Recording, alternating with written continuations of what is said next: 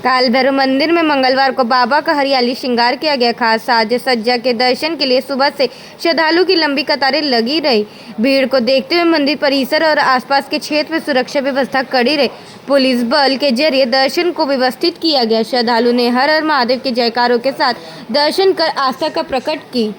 जय श्री महाकाल। मेरे सभी भाइयों बहनों बड़े बुजुर्गों को मेरा नाम रुद्रांश दुबे। मैं श्री काल भैरव मंदिर सेवायत परिवार का एक सदस्य हूँ। आज श्री काल भैरव मंदिर में दिनांक 16 तारीख को हरियाली श्रृंगार महोत्सव के उपलक्ष्य में बाबा का श्रृंगार किया गया है पंचमेवा से। इसमें पंचमेवा में तरह तरीके के जितने पंचमेवा के पदार्थ आते हैं, काजू बादाम इत्यादि वगैरह, मखाना सब कुछ और बरा का एक माला, सब कुछ से श्रृंगार किया गया है आज बाबा का। आज पूरे मंदिर को हरियाली महोत्सव के उपलक्ष्य में रजनीगंधा और हरे पत्तों और 5 तरह के फलों से सजाया गया है। बाहर पूरा आप जैसे भक्तजनों के लिए जो आज दर्शन करने आएंगे, आज की तिथि में भंडारा का भी आयोजन किया गया है, जिसमें सुबह से लेकर 6 बजे तक, रात को 11 बजे तक भंडारा चलाया जा रहा है। भंडारे में कई प्रकार के तरीके से सामान बांटे जा रहे हैं, जैसे सूजी का हलवा और पूरी सब्जी, गुलाब जामुन, फल, मीठा इत्यादि और भी बहुत सी चीजें जैसे शरबत और वगैरह वगैरह। सभी भक्तजनों से अनुरोध है कि वो आज आए और श्री महादेव जी के अलौकिक दर्शन करें, महादेव जी के स्वरूप श्री काल भैरव जी का अलौकिक दर्शन करें और इनके द्वारा अपने आप को पुण्य प्राप्ति की सलाह। जब शहर में तेज बारिश ने जनजीवन को अस्त व्यस्त कर दिया, तब भी लालपुर पांडेपुर थाना प्रभारी राजीव कुमार सिंह व पांडेपुर चौकी प्रभारी प्रवीण सरचान अपनी टीम के साथ पूरी मुस्तैदी से ड्यूटी पर तैनात नजर आए। तेज बारिश में भी पुलिसकर्मी गश्त करते दिखे। संवेदनशील इलाकों, मुख्य चौराहों और जल भराव वाले हिस्सों में पुलिस ने ट्रैफिक व्यवस्था संभाली और लोगों को राहत पहुंचाई। स्थानीय लोगों ने पुलिस की तत्परता की सराहना की। एक बुजुर्ग महिला ने बताया कि पुलिस ने पानी से भरी गलियों में बच्चों को स्कूल तक पहुँचाया। थाना प्रभारी ने कहा, बारिश हो या गर्मी, हमारी प्राथमिकता जनता की सुरक्षा है। बारिश के दौरान जिस तरह पुलिस ने जिम्मेदारी निभाई, वो अन्य अधिकारियों के लिए प्रेरणा है। वाराणसी नगर निगम ने शहर की सफाई व्यवस्था को और बेहतर बनाने की दिशा में एक और कदम बढ़ाया है। मंगलवार 16 जुलाई को महापौर अशोक कुमार तिवारी ने 7 नई ट्रैक्टर ट्राली और 36 डीपी कंटेनर हरी झंडी दिखाकर रवाना किया। महापौर ने बताया कि इन संसाधनों से कचरा संग्रहण और परिवहन की प्रक्रिया तेज होगी और शहर के हर कोने तक सफाई सेवाएं बेहतर रूप से पहुंचेंगी। उन्होंने नगर निगम की टीम को निर्देशित दिया कि इस संसाधनों का प्रभावी उपयोग हो और वाराणसी को स्वच्छ और सुंदर बनाए रखने में कोई कमी न रहे। साथ ही नागरिकों से भी स्वच्छता में सहयोग की अपील की। इस मौके पर नगर आयुक्त अक्षत वर्मा, अपर नगर आयुक्त सविता यादव, उप सभापति नरसिंह दास समेत कई अधिकारी और जनप्रतिनिधि मौजूद रहे। आज नगर में कूड़ा सफाई के लिए कई क्षेत्रों से डिमांड आ रही है हमारे माननीय पार्षद अधिकारियों के द्वारा। तो कुछ ट्रैक्टर की, हाइड्रोलिक ट्रैक्टर की ज़रूरत है। तो आज 11 ट्रैक्टर और कुछ डब्बे जो क्या कहते हैं कूड़ा रखे जाते हैं वो भी आए। तो आज हम लोग उसको शुरुआत कर रहे हैं। कहाँ किस एरिया में जाएगा? जहाँ जिस क्षेत्र में जिस वार्ड में डिमांड होगी उसके अनुसार हर क्षेत्र में चला जाएगा। क्या लागत आई है इनकी? करीब 1.5 करोड़ रुपया मिनिमम इतना करीब लागत आया। वाराणसी में पहाड़ी इलाकों में लगातार बारिश के चलते गंगा और उसकी सहायक नदी वरुणा का जलस्तर तेजी से बढ़ रहा है। वरुणा नदी के निचले इलाकों में रहने वाले लोगों को भारी परेशानी हो रही है। इस स्थिति को देखते हुए प्रशासन ने सलारपुरा वार्ड नंबर 5 के प्राथमिक विद्यालय में राहत चौकियां बनाई है, जहां बाढ़ पीड़ित लोग शरण ले रहे हैं। अब तक 8 परिवारों के 36 लोग पहुंचे हैं। जिला अधिकारी सत्येंद्र कुमार और अपर पुलिस आयुक्त शिव हरि मीणा ने मौके पर जाकर हालत का जायजा लिया और अफसरों को हर जरूरी सुविधा देने का निर्देश दिया। स्वास्थ्य विभाग की टीम भी मौके में मौजूद है और समय समय पर जांच कर सुविधाएं सुनिश्चित कर रही है। प्रसाद, वार्ड नंबर 5 सलारपुर का पार्षद। आज क्या व्यवस्था किए गए हैं और कौन आया था? यहाँ जो है बाढ़ को देखते हुए हम लोग 5 दिन पहले से चौकी बना दिए हैं और यहाँ अभी तक 8 परिवार के 36 लोग आए हुए हैं। अभी भी डीएम साहब और डीआईजी साहब आए थे जो विजिट से गए हैं और हर कुछ जो है संतुष्टि परक है। सारे लोगों को भोजन पानी सारी सुविधाएं, दवाई वगैरह किया। क्या देखते हुए आपने किया बाढ़ के साथ? देखिए ये बाढ़ में जो है हमारे यहाँ जो कुछ निचले इलाके हैं उसमें पानी भर जाता है, लोग बहुत ज़्यादा जो है ग्रसित होते हैं। तो हमने ये जो है बाढ़ की सूचना मिलने के पर जो है हमने पूरी व्यवस्था चौकी की जो है स्थापना कराई और यहाँ पे जो है एसडीएम साहब, नायब तहसीलदार साहब, सभी लोग, डॉक्टर साहब, सभी लोग मिल के जो है इसको मैनेज कर क्या रहे क्या व्यवस्था है इसमें की गई है? यहाँ जो है रहने के लिए पूरा विश्राम गृह बना हुआ है, खाना जितने लोग यहाँ पे सबको खाना है, बच्चों के लिए दूध है, फल है, बिस्किट है, हर चीज़ की व्यवस्था की गई है। सभी लोग ऐसी जगह पर रुकने का व्यवस्था किया गया है। देखिए हम लोग तो पूरी व्यवस्था किए हैं कि जितने मतलब यहाँ पे करीब 100+ परिवार जो है परिवार होते हैं तो उनको सबको सूचना दे दी कि कुछ लोग जो है यहाँ नहीं आ पा रहे, अपना घर देखने के लिए किराए पे वहीं हैं। और ये कहाँ पर किया गया है? ये प्राइमरी पाठशाला सलारपुर। नंदगंज, गाजीपुर, पश्चिम चकाचौंध और फिल्मी तामझाम से दूर पत्रकार विजय प्रकाश श्रीवास्तव और उनके बड़े पुत्र विकास श्रीवास्तव ने अपना जन्मदिन भारतीय संस्कृति के अनुरूप भजन कीर्तन के साथ मनाया। 15 जुलाई को मंगलवार पड़ने के शुभ अवसर पर घर पर स्थानीय महिला कीर्तन मंडली संयोजिका श्रीमती सरोज पांडे के नेतृत्व में 4 घंटे तक ढोल मजीरे के साथ भगवान के भजन, बधाई, सोहर और कजरी गाए गए। कार्यक्रम की शुरुआत मेरी झोपड़ी के भाग आज जाग जाएंगे, राम आएंगे गीत से हुई और समापन हनुमान चालीसा व मां दुर्गा की आरती से किया गया। इसके बाद सभी अतिथियों को प्रसाद, फल, मिठाई, केक वितरित किया गया। विजय प्रकाश श्रीवास्तव ने इस आयोजन को अपने जीवन का यादगार 70वां जन्मदिन बताया और पुत्र विकास द्वारा भारतीय संस्कृति को प्राथमिकता देने की सराहना की। वाराणसी के सीर गोवर्धनपुर वार्ड नंबर 23 में बारिश के बाद जल जमाव से लोगों का आवागमन पूरी तरह ठप हो गया है। क्षेत्रवासी गोपी यादव ने बताया कि पास के इंटरमीडिएट स्कूल के 2000 से अधिक बच्चों को गंदे पानी से होकर गुजरना पड़ता है। स्थानीय निवासी गोलू ने बिजली के नीचे लटकते तारों को लेकर भी चिंता जताई, जिससे हादसे की आशंका बनी हुई है। लोगों का आरोप है कि शिकायतों के बावजूद पार्षद और नगर निगम कोई ठोस कदम नहीं उठा रहे। महत्वपूर्ण बात तो ये है कि इसी क्षेत्र में संत शिरोमणि रविदास मंदिर स्थित है, जहां देश के प्रधानमंत्री और कई मुख्यमंत्री दर्शन के लिए आते हैं। बावजूद इसके स्थानीय समस्याएं जस की तस बनी हुई हैं। लोगों ने प्रशासन से जल्द कार्रवाई की मांग की है। शैलेश जी कहाँ रहते हैं? मैं उज्जवल स्कूल के बगल में रहता हूँ। ये समस्या कितने महीने से है और क्या क्या समस्याएं हैं? कई सालों समस्या है ये, 2-3 साल से यही समस्या है। स्कूल में बच्चों को आने में बहुत दिक्कत होता है, रोज़ उन लोग उसी पानी में से आते जाते हैं। कई बार बोला गया, उसका कोई निर्धारण नहीं निकल पा रहा है। यहाँ के जो पार्षद है वो भारतीय जनता पार्टी के हैं। कभी आते ही नहीं देखने, ही आप कभी नहीं आए देखने के लिए। नगर निगम के लोग भी आते हैं, आगे कूड़ा है, आएंगे इधर ही से हल्का फुल्का जो करते हैं निकल जाते हैं। अभी जो स्थिति वहाँ पर देखे हैं, कूड़ा बजा रहा है और बरसात का समय है, इसमें तो मतलब डेंगू, मलेरिया ये सब भी फैलने का डर है। जी जी, एकदम बहुत ज़्यादा उधर कूड़ा है, एकदम बहुत ज़्यादा। बारिश होने के बाद बहुत गंदू बदबू करता है वो।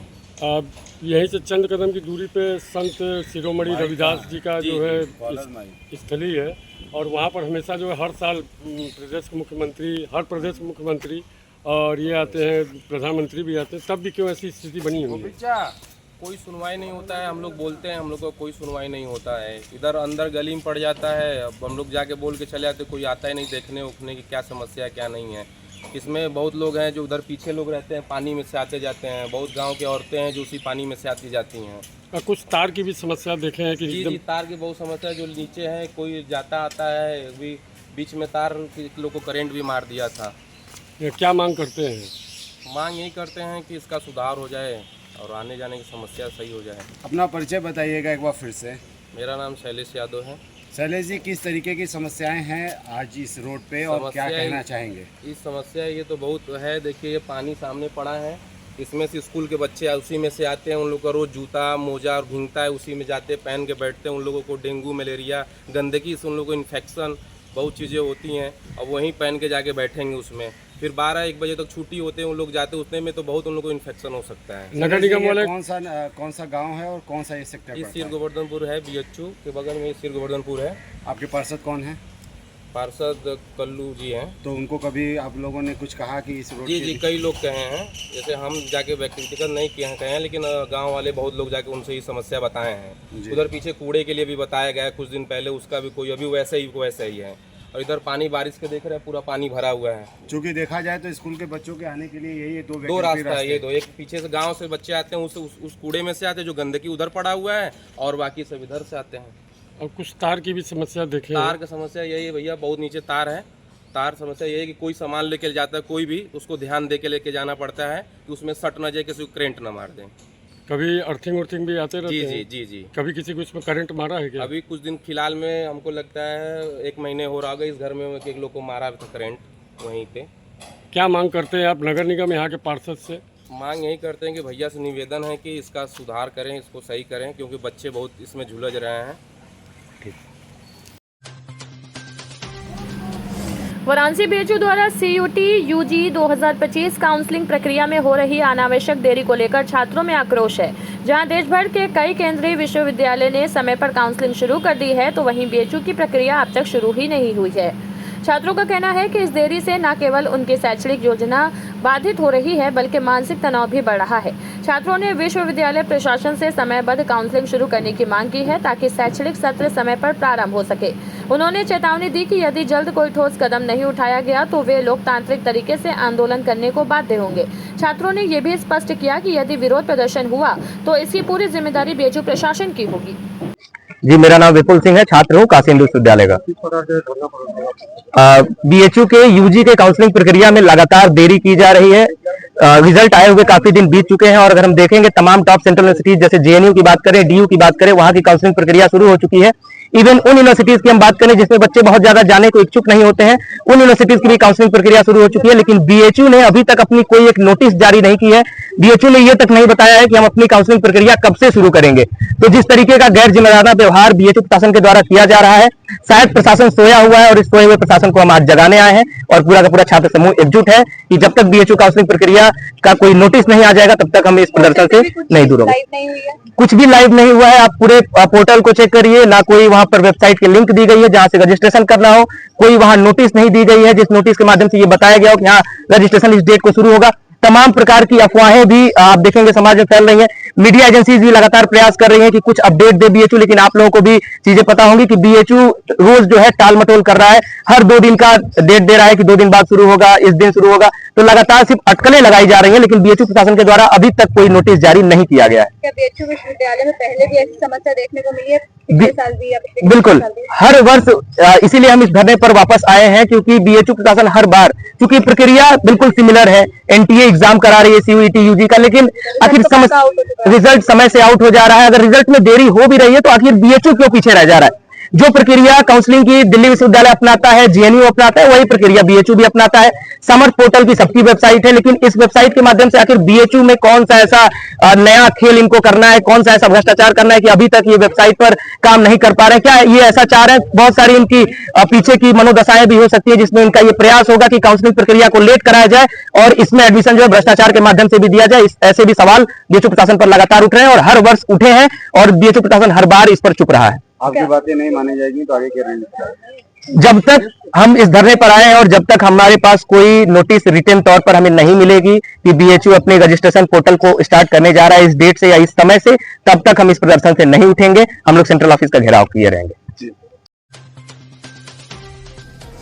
नगर निगम के पीआरओ संदीप श्रीवास्तव ने बताया कि नगर निगम उत्तरी जोन के अंतर्गत स्थित हेड स्टेडियम के सामने जो भवन है उसमें विभिन्न विभागों का स्थानांतरण किया जा रहा है। यह स्थानांतरण विधिवत रूप से किया जा रहा है और संबंधित विभागों को उस भवन में व्यवस्थित रूप से स्थानांतरित किया जा रहा है।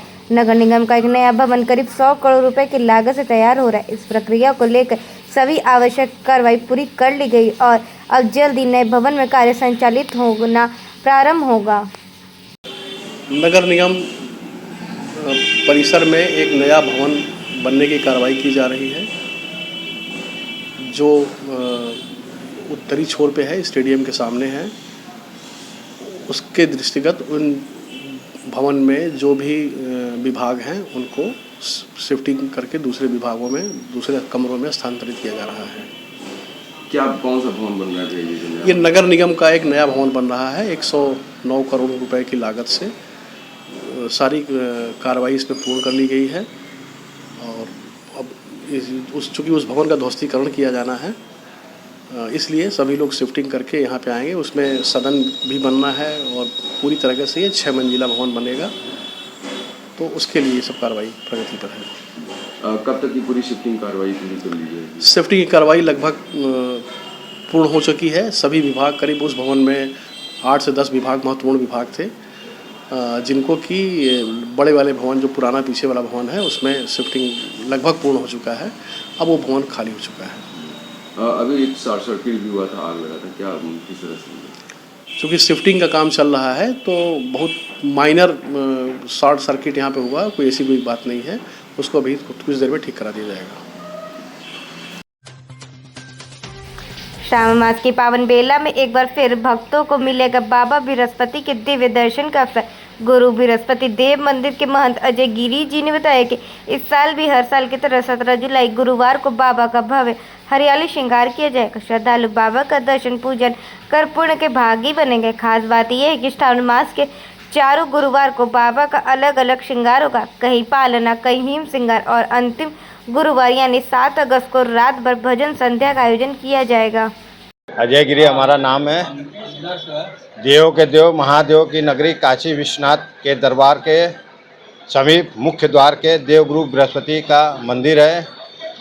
जैसे कि प्रत्येक वर्ष की भांति इस वर्ष भी 2025 में देवगुरु बृहस्पति का प्रत्येक गुरुवार को श्रृंगार का आयोजन किया गया है, जिसमें पहला हमारा श्रृंगार जो है हरियाली श्रृंगार है, दूसरा हमारा श्रृंगार जो है जल विहार का है, तीसरा श्रृंगार जो है फल श्रृंगार है, चौथा श्रृंगार देवगुरु बृहस्पति सब परिवार सहित पालने पर विराजमान हैं और साथ में जल विहार करते भय पूरे मंदिर प्रांगणों को विद्युत झालरों वगैरह से, रंग बिरंगे कपड़ों से, फूल पत्ती, कामनी पत्ती, अशोक पत्ती से पूरे प्रांगण को सजाया जाएगा। इसके तत्पश्चात लोकल कलाकार और बाहर के कलाकार द्वारा गायन की प्रस्तुति की जाएगी और भोग भंडारे का आयोजन कर भक्तों में प्रसाद का वितरण किया जाएगा। गुरुजी, देखा जाए तो यहाँ पर दर्शन करने से गुरुवार को किस तरह का लोगों को प्राप्ति होती है? देवगुरु बृहस्पति जिनके व्यक्ति के देवगुरु बृहस्पति चांडाल योग में बैठे रहते हैं, जिनका जो है शादी विवाह में अड़चन आता है, जिनका बिजनेस व्यापार में व्यवधान उत्पन्न होता है, तो 9 ग्रहों के श्रेष्ठ देवगुरु बृहस्पति देवताओं के गुरु, गुरु ब्रह्मा, गुरु विष्णु, गुरु देव महेश्वर और गुरु साक्षात परम ब्रह्म तस्मै श्री गुरुवे नमः। वाक्रतुंड महाकाय सूर्यकोटि संप्रभ निर्विघ्नं गुरु महादेव सर्व कार्येषु सर्वदा, सभी का कार्य संपूर्ण करते हैं। गुरुजी, देखा जाए तो अब तो सावन लग गया है, यहाँ पर तैयारियां क्या जोरों शोरों में चालू है? एकदम जो है बाबा का जो है आज जो है मंगलवार से ही इनका जो है सजावट वगैरह, झालर, विद्युत झालर सभी तैयारियां चल रहा है। कल सुबह जो है 4 बजे भोर में वैदिक मंत्रों द्वारा 11 ब्राह्मणों से रुद्राभिषेक किया जाएगा और नूतन वस्त्र वगैरह धारण करा के प्रभु का श्रृंगार स्वतः हम करेंगे। शंकराचार्य अविमुक्तेश्वरानंद ने दी हरेला व श्रवण संक्रांति की शुभकामनाएं, पर्यावरण संरक्षण का दिया संदेश। ज्योतिष पीठ के शंकराचार्य स्वामी मिश्री अविमुक्तेश्वरानंद सरस्वती 1008 जी महाराज ने हरेला पर्व एवं श्रवण संक्रांति पर उत्तराखंड वासियों को मंगल कामनाएं दी है। मुंबई में चतुर्मास से व्रत कर रहे शंकराचार्य जी ने वीडियो संदेश में कहा कि हरेला पर्व पर्यावरण संरक्षण को समर्पित है। इस अवसर पर सभी को धरती को हरा भरा रखने और प्रदूषण मुक्त वातावरण का संकल्प लेना चाहिए। उन्होंने पर्वतीय क्षेत्रों में श्रावण मास के आरंभ पर भी सभी भक्तों को शुभकामनाएं दी और भगवान शिव से सभी के उत्तम स्वास्थ्य की प्रार्थना की। ये जानकारी शंकराचार्य जी के मीडिया प्रभारी संजय पांडे ने साझा की। जय बद्री विशाल, भगवान ज्योतिरेश्वर की जय हो, लखनंदा भवानी की जय। उत्तराखंड के हमारे सभी भाइयों बहनों को सबसे पहले तो हरेला पर्व की खूब खूब शुभकामनाएं और साथ ही आज संक्रांति के दिन से जो श्रावण मास आरंभ हो रहा है, भगवान शिव की आराधना उपासना का एक उत्सव आरंभ हो रहा है, उसके लिए समस्त भाइयों को, बहनों को और बंधुओं को खूब खूब शुभकामनाएं। हम कहना चाहेंगे कि ऐसे शुभ अवसर पर आप सब लोगों को भगवान शिव की आराधना उपासना के लिए आगे आना चाहिए और उनकी कृपा से अपने मनोरथों को पूर्ण करके कृतकृत्य होना चाहिए। यद्यपि हम स्वयं इस समय मुंबई में चातुर्मास्य का अवसर पा करके रुके हुए हैं। चातुर्मास्य के बाद भारत भ्रमण करते हुए हम आप तक पहुंचेंगे। ये तो शारीरिक परिस्थिति है, मन से तो आपके साथ ही। वाराणसी में बीते कुछ दिनों से झमाझम बारिश का दौर जारी है, जिससे मौसम सुहाना हो गया है। मौसम विभाग के अनुसार अगले 48 घंटे तक भारी बारिश की संभावना बनी हुई है। मंगलवार को शहर में औसतन 13 मिलीलीटर बारिश हुई, जबकि बाबतपुर में 18.5 मिमी और बीएचयू में 4.4 मिमी बारिश दर्ज की गई।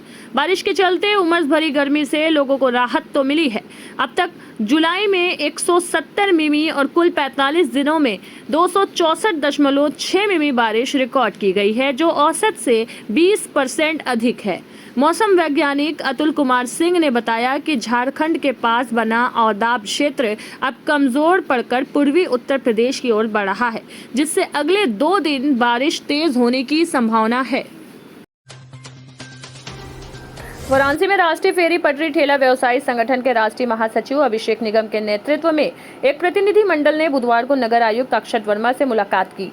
प्रतिनिधि मंडल ने फेरी पटरी व्यवसायियों के साथ हो रहे लगातार पुलिस उत्पीड़न के खिलाफ ज्ञापन सौंपा।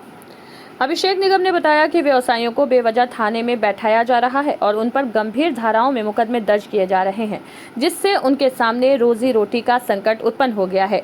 नगर आयुक्त ने मामले को गंभीरता से लेते हुए मंडलायुक्त एस राजलिंगम से वार्ता कर पुलिस प्रशासन, नगर निगम और टाउन वेंडिंग कमेटी की बैठक बुलाने का आश्वासन दिया। साथ ही विस्थापित फेरी पटरी व्यवसायियों के पुनर्वास का भी भरोसा दिलाया गया।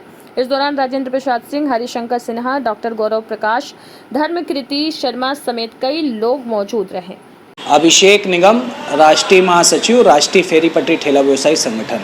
आज आपने नगर निगम बुलाए हैं, क्या मांगे लेके आए हैं?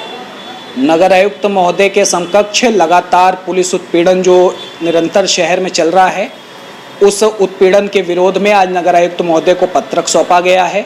दूसरी हमारी मांग थी कि लहतारा फ्लाईओवर के नीचे जो चौका घाट लहतारा फ्लाईओवर के नीचे बना नाइट बाजार है, उससे विस्थापित पटरी व्यापारी जो हटाए गए ठेला पटरी व्यापारी हैं, उनको वेंडिंग जोन बनाकर उनके जगह पे पुनः स्थापित करने की मांग थी। पुलिस उत्पीड़न जैसा कि आप निरंतर देख रहे हैं, मेरा इस पे सरकार के तरफ भी ध्यान आकर्षित कराने का निवेदन होगा।